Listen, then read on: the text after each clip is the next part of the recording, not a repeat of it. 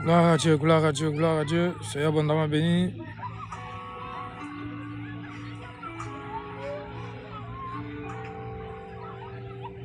Gloire à Dieu.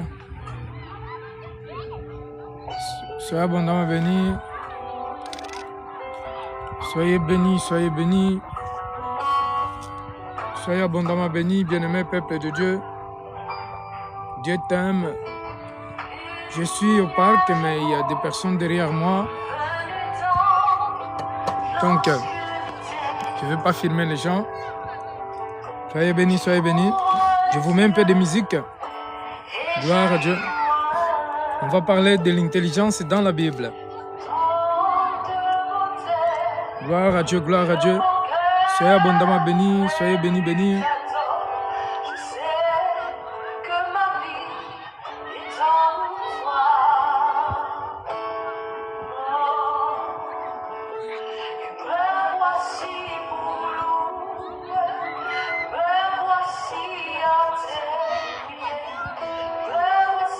Gloire à Dieu. Gloire à Dieu, nous allons prier, bien-aimés. Nous allons prier. Le temps court très vite. Si tu peux partager, ça serait bien.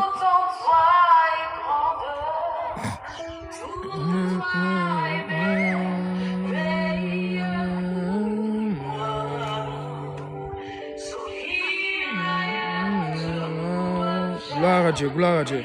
Seigneur, nous te bénissons, nous te rendons grâce, nous te glorifions, éternel. Seigneur, merci pour ton amour, pour ta grâce, ta compassion, Seigneur. Nous te levons, nous te rendons la gloire, nous te glorifions, Seigneur, tu es Dieu. Tu es vivant, tu es puissant, Seigneur. Merci pour ton amour, merci pour ta compassion éternelle. Nous te levons, nous te rendons la gloire, nous te glorifions. Seigneur, nous t'exaltons, Père éternel. Seigneur, que ton nom soit élevé, que ton nom soit glorifié, que ton nom soit exalté, Père, pour toujours pour les siècles des siècles. Nous te bénissons, nous bénissons ton nom. Père éternel, tu es le Dieu d'amour, Dieu de compassion. Seigneur, il n'y a pas de Dieu comme toi, celui qui agit, celui qui règne. Seigneur, que ton nom soit exalté, Seigneur, soit élevé. Père, pour les siècles des siècles. Soignez-moi, purifie-moi, soigne mon cœur, mon esprit, mon corps, mon âme. Purifie-moi, sanctifie-moi, lave-moi, Seigneur, par ton sang qui a coulé sur la croix. Merci éternel, merci pour ta grâce, merci pour ta compassion. Pour les siècles des siècles, merci éternel, j'ai prié pour la foi. Gloire et honneur à toi, Seigneur. Amen. Bien-aimés, donc, comme je disais, nous allons parler d'intelligence dans la Bible. Donc, ça fait partie de ce que j'ai parlé hier, donc de l'ADN. Donc, l'ADN. Et là, nous allons parler les deux points. Nous allons parler, on avait vu qu'il y a plusieurs, il y a 8 sortes d'intelligence. Donc, il y a 8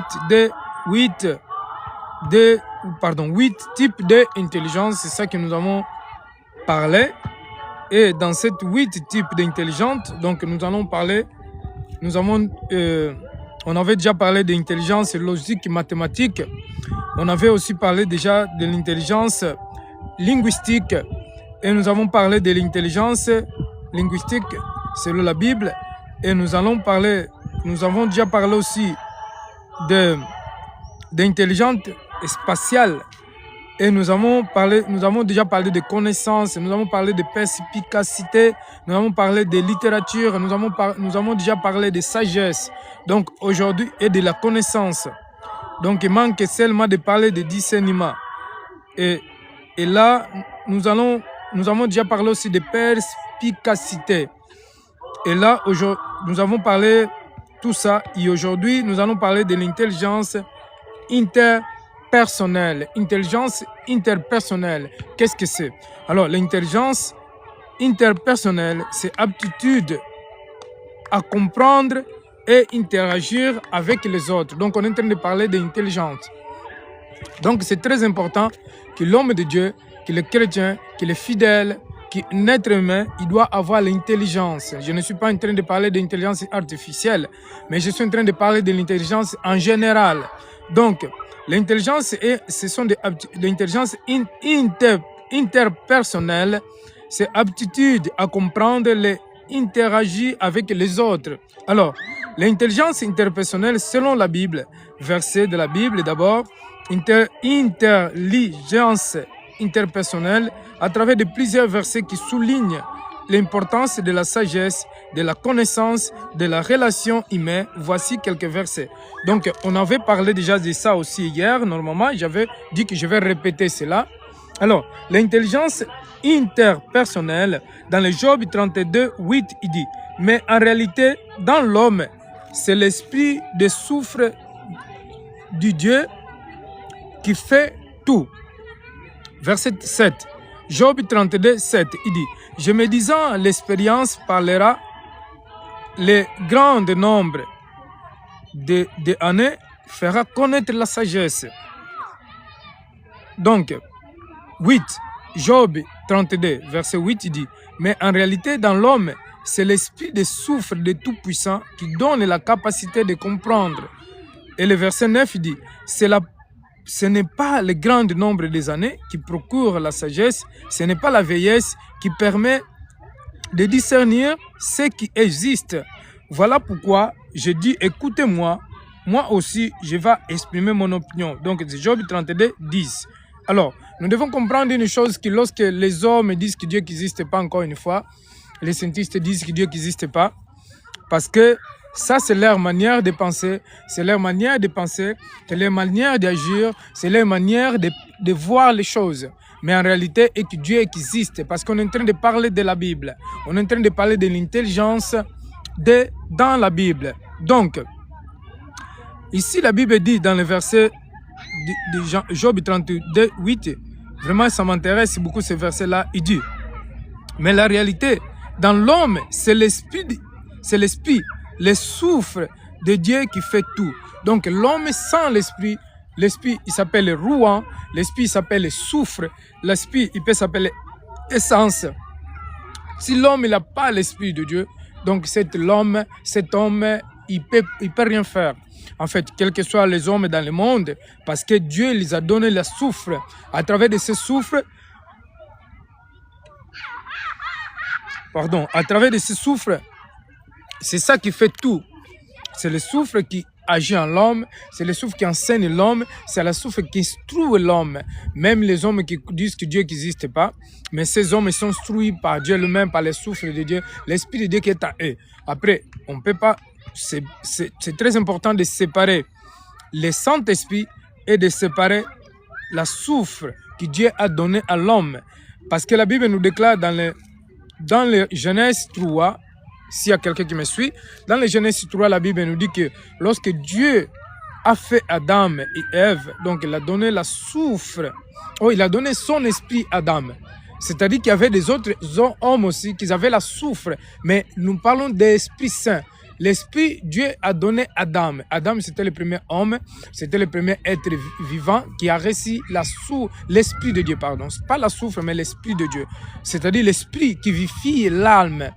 Parce que l'âme, il est aussi considéré comme la souffle.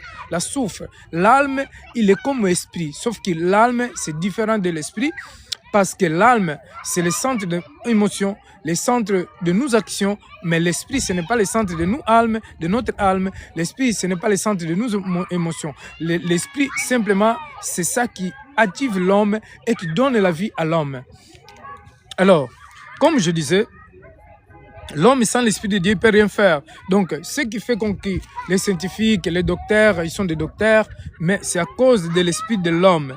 Et dans le verset 9, il dit, ce n'est pas le grand nombre des années qui procure la sagesse. Ce n'est pas parce que tu as 40 ans, 60 ans, 70 ans et tu as la sagesse toi-même, non. Mais ce n'est pas question d'être vieux aussi, mais ce n'est pas question d'être juste ou avoir le discernement. Mais vraiment, c'est avoir l'Esprit de Dieu. C'est l'Esprit de Dieu qui dit ici. C'est ça qui donne l'intelligence à l'homme. C'est l'Esprit de Dieu. Même dans le Verbe chapitre 1, verset 3, il dit, pour connaître la sagesse et l'instruction, pour comprendre la parole de l'intelligence, pour recevoir les leçons de bon sens, la justice et quitte de droiture. Donc, c'est l'Esprit de Dieu qui donne la sagesse, l'Esprit de Dieu qui donne la connaissance, c'est l'Esprit de Dieu qui donne le discernement. Donc, l'homme ne peut pas voir le discernement. En réalité, s'il n'a pas l'Esprit de Dieu, c'est pour cela, c'est Dieu qui donne l'Esprit à l'homme, le discernement, de discerner les choses, de discerner le temps. Et après, nous avons l'intelligence intrapersonnelle. L'intelligence intrapersonnelle, c'est la capacité à se comprendre soi-même et à générer ses émotions. Donc, nous devons comprendre aussi une chose que l'intelligence intrapersonnelle, c'est la capacité de comprendre soi-même et aussi de soi-même et de gérer ses émotions. C'est comme la maîtrise de soi. Donc, dans la maîtrise de soi, on doit gérer nos émotions. Exemple, quelqu'un qui vient te faire du mal, je suis ici au parc, ici, à côté de chez nous. Si quelqu'un vient pour m'agresser, pour te faire du mal, tu dois avoir la maîtrise de soi. Donc, tu dois te mépriser d'ailleurs, tu dois se comprendre. Tu dois déjà d'abord connaître pourquoi cela m'arrive maintenant. Et tu dois avoir la maîtrise de soi. Et tu ne dois pas avoir des émotions, être émotionnel. Vous voyez, parce qu'il y a plusieurs sortes d'émotions. Il y a des personnes qui ont des émotions quand quelqu'un lui fait du mal, et lui, il veut déjà aller bagarrer, faire du mal à cette personne. Mais il y en a qui ont des émotions, et de calme, d'être calme et l'émotionner, mais calmement, avec une maîtrise de soi. Alors, dans le Romains chapitre 12, verset 3, il dit, « Par la grâce qui m'a été donnée, je dis à chacun de vous, ne pas avoir un trop haute opinion de lui-même, mais de regarder ses sentiments modestes, chaque selon les mesures de foi que Dieu lui a données. » Donc, l'intelligence intrapersonnelle, c'est la capacité de comprendre soi-même et à générer ses émotions. Alors, la définition est qui? La définition de l'intelligence interpersonnelle, donc c'est la capacité de connaître soi-même, de comprendre ses émotions, de motivation et d'agir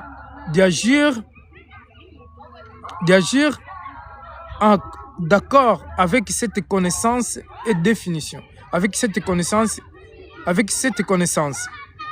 Et l'intelligence intrapersonnelle aussi,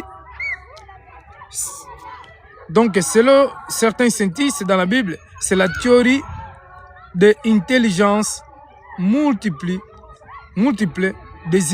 qui désigne la capacité à se comprendre profondément, analyser ses pensées, émotions et à utiliser ses compréhensions pour prendre des décisions éclairées et agir aligné avec ses valeurs personnelles. Contrairement à l'intelligence interpersonnelle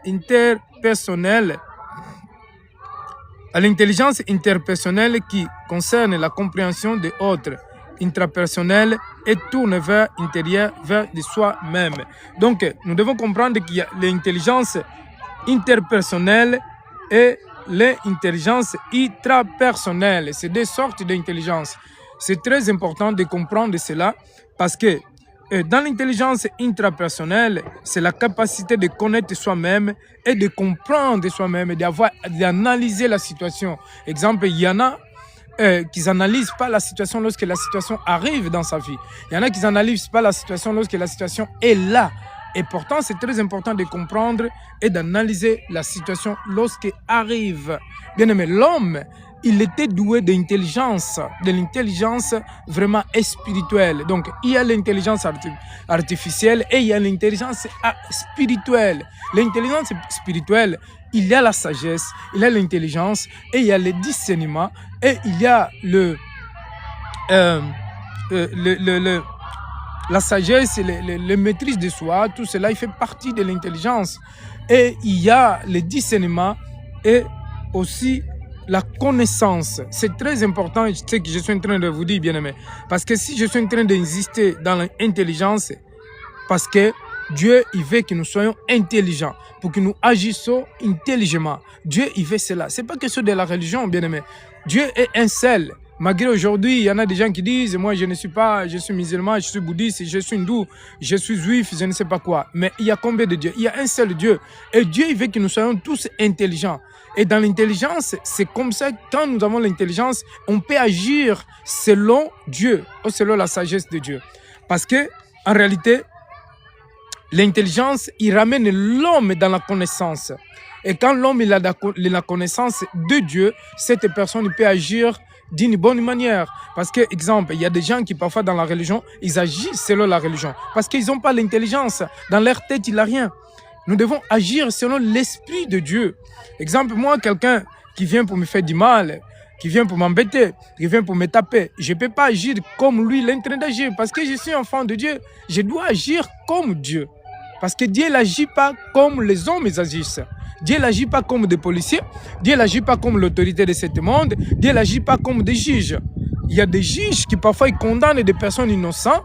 Il n'a pas de preuves suffisantes. Il va condamner cette personne parce que peut-être il n'a pas eu, à travers, il a pas aimé sa visage, parce que parfois il a entendu l'accusation de cette personne et il n'a pas eu le temps d'analyser que cette personne doit être condamnée ou non. Pourtant, Dieu, il n'agit pas comme ça. Dieu, il agit différemment. Dieu n'agit pas comme un juge, Dieu n'agit pas comme un policier, Dieu n'agit pas comme un être humain dans ce monde. Dieu, il agit selon son cœur. Dieu a un cœur spirituel. Donc, le cœur de Dieu, il agit selon lui-même, selon son esprit, selon sa parole, selon sa volonté. Donc, comme je disais, bien-aimé, je ne serai pas trop lent vraiment. Je suis en train de parler d'intelligence intrapersonnelle. Donc, dans les Romains, chapitre 12, verset 11, il dit « Ayez du zèle et non de la paresse. Soyez fervents de l'esprit et servez le Seigneur. » Vous voyez, quand quelqu'un est intelligent, cette personne, il a du zèle. Du zèle, c'est la forme de servir Dieu. Et quand quelqu'un, il a du zèle, cette personne, il est fervent. Une personne qui a du zèle, il sert Dieu jour et nuit. Une personne qui a du zèle, cette personne, il ne fait pas le travail de Dieu comme un veillard. Il ne fait pas le travail de Dieu, comment je vais dire, calmement. Mais il fait le travail de Dieu fervent. Parce que Dieu il veut les hommes et des femmes qui sont fervents et qui font le travail de Dieu selon les ailes, selon fervent. Donc, une personne qui est trop fervent de l'esprit. Donc, c'est ça. Dans les Romains 12, 11, il dit « Ayez du zèle et non de la paresse. Ayez du zèle. Le zèle, c'est être fervent de l'esprit. Donc, une personne qui son esprit, il est allumé, il est puissant et il fait le travail de Dieu avec une puissance, il fait le travail de Dieu sans lenteur. Donc, il fait le travail de Dieu jour et nuit. Donc, une personne qui a des ailes. Et c'est très important, cela. Gloire à Dieu, gloire à Dieu. Je vous mets un peu les musiques. Nous sommes libérés par le sang de Jésus. Gloire à Dieu. Nous sommes libérés par le sang de Jésus. Bien aimé, c'est très important de faire le travail de Dieu comme Dieu veut que nous fassions. Parce que aujourd'hui, les gens ils font le travail de Dieu comme ils veulent. Ils font le travail de Dieu dans leur façon. Ils font le travail de Dieu de leur comme c'était leur travail. Au contraire que non. Bien aimé, Dieu sinon il va nous vomir. Alors, c'est important, lorsque nous avons l'intelligence, nous avons la sagesse et l'intelligence, on peut savoir comment faire le travail de Dieu. C'est pour cela que Dieu veut que nous soyons intelligents à faire l'œuvre de Dieu. Et lorsque nous faisons l'œuvre de Dieu, nous devons aussi savoir comment faire, comment se conduire, comment se comporter, comment est-ce que je suis en train de faire le travail de Dieu. Est-ce que Dieu il est agréable à ce que je suis en train de faire? Est-ce que Dieu veut que je fasse cela? Est-ce que Dieu veut que je fasse de cette façon? Ça, c'est très important. Dans les Romains 12, 10, il dit « Réjouissez-vous dans l'espérance et soyez patients dans les détresses.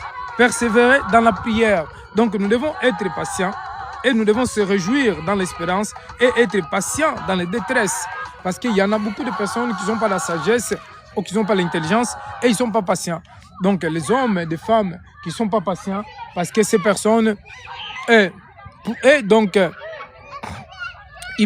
ils préfèrent faire les choses selon eux-mêmes. Pourtant, Dieu, il est en train de te demander de faire les choses avec la patience, de faire les choses avec la confiance, faire les choses avec la fidélité. Ça, c'est très important. Faut être fidèle à Dieu.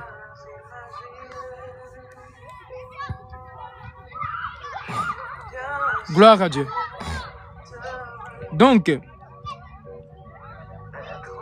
l'intelligence interpersonnelle, c'est très important. C'est contrairement à l'intelligence interpersonnelle qui concerne la compréhension des autres.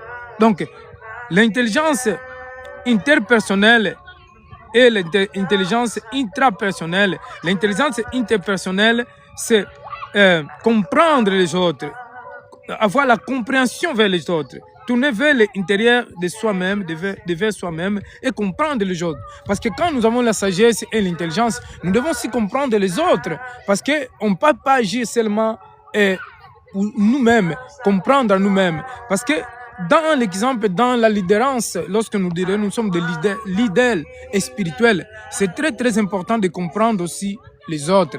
Dans la compréhension comme dans le foyer. Exemple, dans le foyer, nous devons se comprendre uns aux autres. Mais qu'est-ce que ma femme aime? Qu'est-ce que mon mari aime? Est-ce qu'il aime sortir pour aller se promener? Ou est-ce qu'il aime pour aller dans les fêtes? Est-ce qu'il aime pour l'acheter un cadeau? Est-ce qu'il aime pour discuter? Donc tout cela, c'est important aussi de se comprendre uns aux autres. Ça, c'est l'intelligence interpersonnelle. Donc interpersonnelle concerne la compréhension des autres. Donc comprendre les autres, avoir la compréhension vers les uns et les autres. Et la Bible nous dit que nous devons se comprendre uns aux autres. Nous devons vivre dans un amour avec charité. Quand quelqu'un a l'amour avec charité, cette personne peut comprendre aussi uns aux autres. Suivant dans le foyer, dans la vie de famille, ce qui fait qu'on beaucoup de familles aujourd'hui sont divisées. Ce qui fait qu'on beaucoup de familles, ils sont séparés, ça cause de la incompréhension. La compréhension, c'est ça qui fait qu'on ne se comprend pas en fait. Donc parce que les êtres humains, ils n'ont pas l'intelligence interpersonnelle de se comprendre uns aux autres. Donc je reviendrai de ce que je suis en train d'enseigner. Je reviendrai à ça avec plus d'arguments. Parce que ce que nous devons comprendre est que l'homme intelligent, il ne fait pas les choses n'importe comment. L'homme intelligent, il n'agit pas de n'importe quelle manière. Comme il dit ici dans les proverbes. Regarde les proverbes. Les proverbes ici nous dit, proverbe 1:3 dit, pour donner au simple du discernement, aux jeunes de la connaissance et de la réflexion. Ce verset souligne que l'intelligence interpersonnelle est un aspect essentiel de la sagesse, de la connaissance, qui sont tous les deux valeurs fondamentales selon la Bible. Vous voyez, donc selon la Bible, c'est-à-dire que ce verset de Proverbe 1:3 qui dit « pour donner au simple du discernement aux jeunes de la connaissance et de la réflexion ». Donc, c'est très important d'avoir la réflexion et de la connaissance et du discernement. Discernir le temps, discernir les choses, discernir ce que tu fais. Toi, tu ne peux pas, exemple, aller évangéliser ou aller dans un pays. Et quand tu arrives dans un pays, tu ne connais même pas le pays, tu ne connais même pas si je dois prendre le train, si je dois prendre le tram, si qu'est-ce que je dois faire. Tu commences déjà à se promener. Non, tu ne peux pas aller se marier. Exemple, les jeunes qui ne sont pas encore mariés. Moi, je suis marié, je suis père de 3 enfants. Toi, tu es jeune, tu veux se marier avec une femme. Tu rencontres la femme dans les boîtes de nuit. Tu rencontres la femme dans une bus, dans une tram. Tu veux déjà se marier avec elle. Mais non, tu n'es pas sage. Tu n'as pas d'intelligence. Tu n'es pas d'intelligence. Donc, tu n'es pas sage. Tu rencontres une femme, tu ne connais même pas. Tu rencontres un homme, tu ne connais même pas qui il est en réalité. Qu'est-ce que tu dois faire? Donc, premièrement, tu dois connaître cette personne. Tu dois faire la connaissance avec lui, lui connaître si vraiment il est bonne femme, si vraiment comment il vient de où, elle est de quelle nationalité.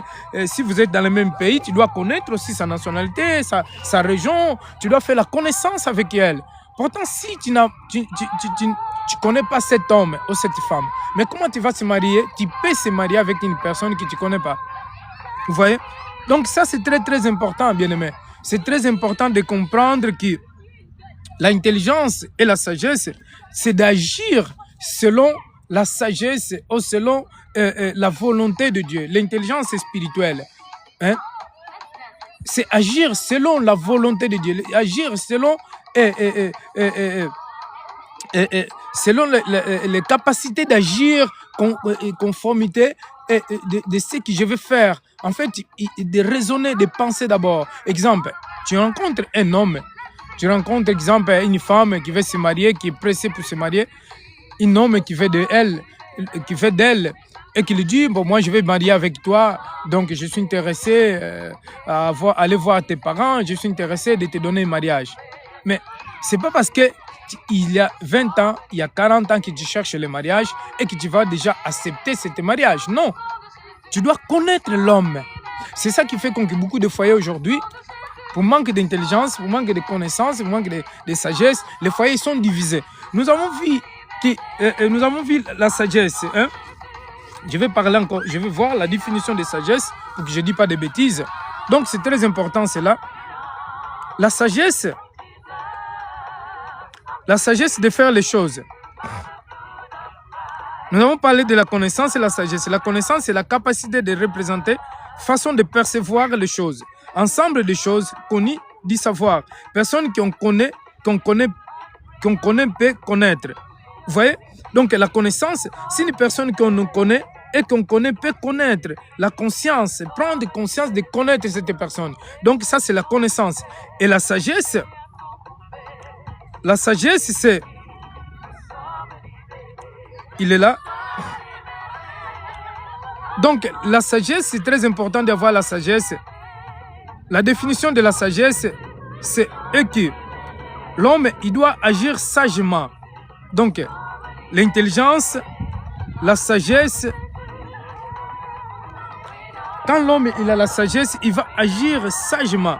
La sagesse, c'est très très important parce que l'homme qui agit selon la sagesse de Dieu, cet homme, c'est un homme qui ne fait pas les choses selon lui-même. C'est un homme qui fait les choses selon l'Esprit de Dieu, selon la connaissance de Dieu. Donc c'est très important d'avoir la sagesse de Dieu. Donc selon la Bible nous enseigne la sagesse, nous enseigne la connaissance. Donc dans le Proverbe 9:10, il dit que la crainte de l'Éternel, c'est le commencement de sagesse, de tout ce qui observe une raison sainte. Donc quand il y a la crainte de l'Éternel, donc tu commences la sagesse et tu commences la connaissance. Donc c'est très important d'avoir la sagesse et la connaissance de Dieu. Quand nous n'avons pas la connaissance de Dieu, là on fait les choses n'importe comment en fait. On fait les choses d'importe quelle manière. Pourtant, bien aimé, ce n'est pas bien de faire les choses de notre propre façon. Ce n'est pas bien de faire les choses comme nous voulons faire. Mais c'est bien de faire les choses selon la sagesse de Dieu. Donc, l'intelligence interpersonnelle, ce sont des aptitudes de comprendre les autres et aussi la compréhension vers uns aux autres. Donc, il y a beaucoup de personnes qui n'ont pas la compréhension, surtout dans les foyers, dans les vies de couple, même dans les églises. Pourquoi beaucoup des églises aujourd'hui se divisent? Ils se divisent parce que c'est le manque, en réalité, de la connaissance, c'est manque de la sagesse. Et si nous avons vu, j'avais parlé hier que Daniel 1:16 et 17, Daniel, Daniel avec les autres jeunes, les Meshach, Abednego et Sadrach, donc ils avaient la sagesse, la connaissance et l'intelligence. Mais la Bible nous dit que Daniel, il avait l'esprit d'interpréter des rêves et des songes. Daniel chapitre 1, verset 16, 15. Tu peux lire 15 à 18. Donc, c'est très important de comprendre cela. Et aujourd'hui, les gens, ils font les choses selon eux-mêmes. Aujourd'hui, les gens, ils font les choses n'importe comment. Non, nous devons agir selon la sagesse. Vous allez chercher les choses dans l'Internet, dans l'intelligence artificielle. C'est bien, moi aussi, il y a des choses que je cherche dans l'Internet. Mais est-ce que tout est dans l'Internet? Non, tout n'est pas dans l'Internet. Mais nous devons comprendre la Bible, que la Bible, il y a tout. Un peu plus de tout la Bible. Parce que dans la Bible, on peut comprendre la sagesse. Dans la Bible, on peut connaître l'intelligence. Dans la Bible, on peut comprendre les discernements. Dans la Bible, on peut interpréter des rêves. Dans la Bible, on peut interpréter beaucoup de choses. Et c'est très important de comprendre les Écritures. C'est pas seulement dire que je suis chrétien et tu connais même pas c'est quoi la sagesse. C'est quoi l'intelligence. C'est quoi le discernement. Ah non, ça marche pas comme ça. Donc, nous allons prier. Il me reste 3 minutes, bien-aimé, parce que j'ai un rendez-vous. J'ai toujours des rendez-vous tout le temps. Et c'est normal. En tant qu'un serviteur de Dieu, donc, je dois aussi donner la priorité, écouter les gens, prier pour les gens et aussi discuter avec les gens. Nous allons prier. Seigneur Dieu d'amour, Dieu de miséricorde, je viens devant toi, devant ta face éternelle. Père, par le sang de Jésus-Christ, Seigneur, Père de gloire, je déclare, Seigneur, Père de gloire, la sagesse et l'intelligence. Seigneur, donne-moi la sagesse et l'intelligence et la capacité de comprendre les choses. Donne-moi le discernement, Seigneur, l'intelligence interpersonnelle. Seigneur, d'agir et de comprendre les autres. Donne-moi la sagesse et l'intelligence éternelle. Seigneur, je veux comprendre les autres. Seigneur, donne-moi la sagesse et le discernement, l'intelligence et la capacité, Seigneur, de comprendre uns aux autres. Merci, Père, pour ton amour, pour ta grâce, pour ta compassion, parce que tu es amour éternel. Tu es le Dieu d'amour, Dieu de compassion. Je te loue, je te rends de grâce éternelle. Merci pour ta compassion, merci pour ton amour, merci pour ta grâce éternelle. Oh Père, nous te levons, nous te rendons grâce éternelle parce que tu es Dieu. Tu es vivant, tu es puissant, Seigneur. Que ton nom soit élevé, que ton nom soit glorifié. Nous te bénissons, nous bénissons ton nom. Merci pour ton amour, Père. Toi qui règnes, toi qui agis. Merci Seigneur, merci parce que c'est toi qui donnes la sagesse et l'intelligence. Seigneur, comme Daniel, dans les Daniel 1, 16, Seigneur, tu l'as donné la sagesse et l'intelligence éternelle. Merci pour ton amour, pour ta grâce, pour ta compassion éternelle. Nous te levons et nous te rendons grâce. Merci Père, merci pour ta grâce, merci pour ta compassion, merci pour ton amour. Merci éternel. Nous te louons, nous te rendons grâce, nous te rendons honneur, Père. Merci toi qui agis, toi qui donnes la vie. Que ton nom soit élevé, que ton nom soit glorifié, Père éternel. Merci Seigneur pour nous avoir donné la sagesse et l'intelligence. Pour les siècles des siècles, je priais pour la foi. Seigneur, nous bénissons cette nuit, nous bénissons cette soir. Seigneur, nous allons se retrouver encore à 22h, 22h30 pour que nous puissions parler de ton nom. Dans le nom de Jésus-Christ, nous prions pour la foi. Amen. Soyez bénis, je vous bénis, bien-aimés. Que Dieu vous bénisse. Donc, je vous souhaite une agréable journée et soyez vraiment bénis. Donc, je vous dis à très bientôt. À très très bientôt. Donc, à plus tard, on va continuer à prier. Bien-aimés, je parlais d'intelligence dans la Bible. L'intelligence dans la Bible. Parce qu'il y a beaucoup de chrétiens qui pensent que dans la Bible, il n'y a pas d'intelligence. Pourtant, je vous ai donné beaucoup de versets. Je vous ai donné beaucoup de chapitres, de versets, pour que vous puissiez comprendre ce que l'intelligence est dans la Bible. Pour ceux qui soi-disant qui disent que non, moi, je suis dans la science. Et où il vient la science? La science, il vient de la Bible, bien-aimés. Soyez bénis. Je vous souhaite coucou. Donc, je vous souhaite bonne soirée. Que la paix de Dieu soit avec vous. Shalom, shalom.